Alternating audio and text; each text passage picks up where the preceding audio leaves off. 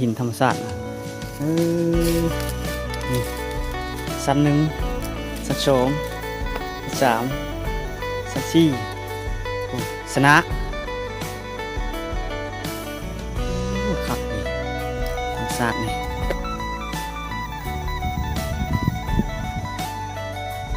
นี่เดี๋ยวชนะนะ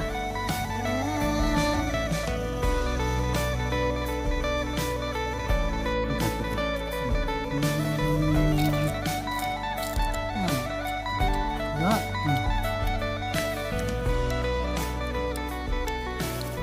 สีฟู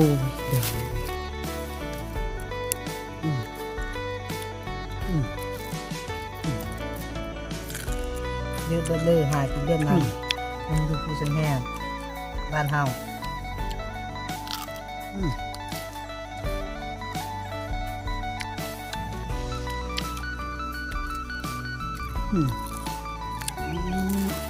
เสียบเลย จะเป็นเรื่องจะเลือกพี่น้อง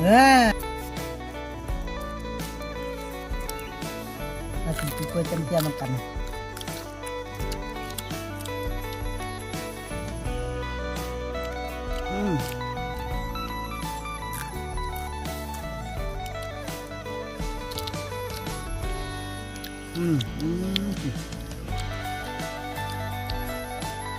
ไม่ได้เผือกอะไอชิ้นแห้งหมานี่แหละกิน